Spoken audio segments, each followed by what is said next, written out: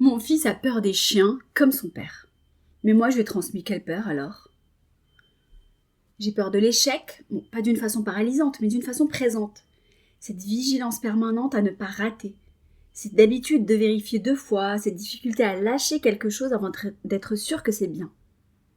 Et un jour, j'ai observé mon fils qui faisait un devoir. Il effaçait, recommençait, effaçait encore. Il était visiblement stressé par quelque chose de tout petit. Je lui ai demandé ce qui se passait, il m'a dit « Non mais j'ai peur que ce soit pas bien ». Oh là là, j'ai reconnu quelque chose qui venait de moi. C'était le même visage que le mien quand je vérifiais un mail important avant de l'envoyer. Il n'avait pas appris ça dans un livre. Il m'avait regardé faire pendant des années.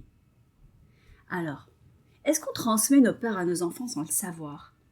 Et si oui, est-ce qu'on peut faire quelque chose ou est-ce que certaines transmissions sont inévitables, inscrites dans la façon même quand on est ensemble ? Autrement dit, est-ce que nos enfants héritent de nos peurs comme ils héritent de nos yeux ou est-ce qu'il y a une façon de briser cette transmission ?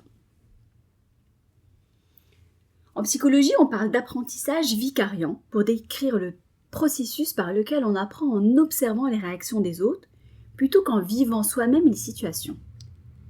C'est un mécanisme fondamental chez l'enfant. Avant de savoir si quelque chose est dangereux, l'enfant regarde comment l'adulte réagit. Et si l'adulte se raidit en croisant un chien, l'enfant enregistre les chiens sont quelque chose qui provoque de la tension chez les adultes, sans qu'on ait dit un seul mot, et sans même qu'il ait été mordu, juste par observation. Ce mécanisme est très efficace.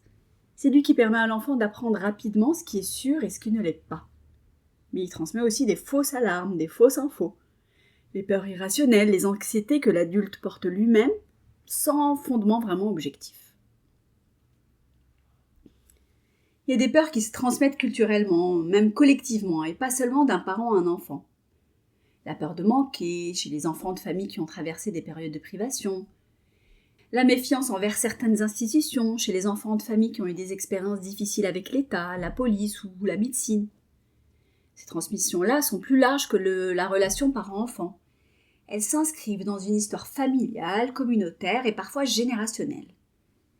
Et les défaire demande de les nommer, de les historiciser, de les séparer du présent. Ce que font les thérapies transgénérationnelles en partie. Remettre une peur dans son contexte d'origine pour voir si elle est encore pertinente aujourd'hui.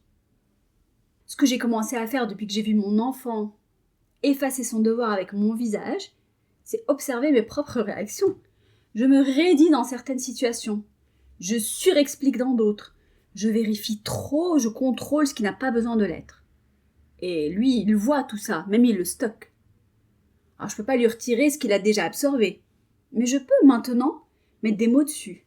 Lui dire, bon, moi j'ai tendance à m'inquiéter pour ça, mais c'est pas forcément une raison d'avoir peur. C'est juste ma façon à moi.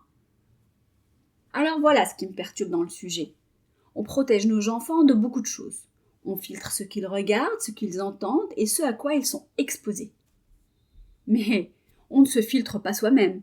On est là entier avec nos peurs, nos réflexes, nos anxiétés, et on est la chose à laquelle ils sont le plus exposés. L'influence la plus grande sur leur développement, c'est quand même nous. Et c'est aussi l'influence sur laquelle on réfléchit le moins. Parce que penser à ce qu'on leur transmet malgré nous, c'est regarder quelque chose qu'on préférait parfois ne pas voir. Bon, après, il y a des gens qui vont dire que la transmission des peurs n'est pas que négative, que certaines prudences, certaines vigilances développées dans l'enfance ont une valeur adaptative, que l'enfant d'une mère anxieuse va développer une capacité à anticiper les problèmes qui peut lui être utile.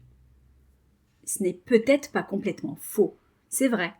Toutes les peurs transmises ne sont pas des fardeaux. Certaines sont des outils. La question, c'est plutôt de savoir si l'enfant les porte comme des ressources et comme des contraintes. Et c'est cette distinction souvent qui ne dépend pas de la peur elle-même. Elle dépend de si on lui a donné les mots pour la comprendre, la contextualiser et décider si on en a besoin ou non. Donc moi j'en suis là. J'ai probablement transmis à mon fils plusieurs peurs. Celle de l'échec, peut-être celle du regard des autres, peut-être d'autres choses que je n'ai pas encore vues. Je peux pas défaire ce qui est déjà là, mais je peux commencer à en parler, à lui dire que moi j'ai tendance à, toi tu n'es pas obligé de, à séparer mon vécu du sien. Et j'ai aussi commencé à travailler sur mes propres peurs. Bon, pas pour lui, c'est plutôt pour moi, mais Moi aussi je le mérite, mais aussi un peu pour lui. Et parce qu'un parent qui travaille sur lui-même donne peut-être ça aussi à son enfant. L'idée que les peurs ne sont pas des sentences, que c'est des choses qu'on peut regarder et parfois même dépasser. Je vous laisse avec ça. Est-ce qu'il y a quelque chose que vous voyez dans votre enfant, une façon de réagir, une appréhension, un réflexe que vous reconnaissez? Je ne pose pas cette question pour culpabiliser, mais c'est plutôt pour voir, parce que voir, c'est déjà pas mal.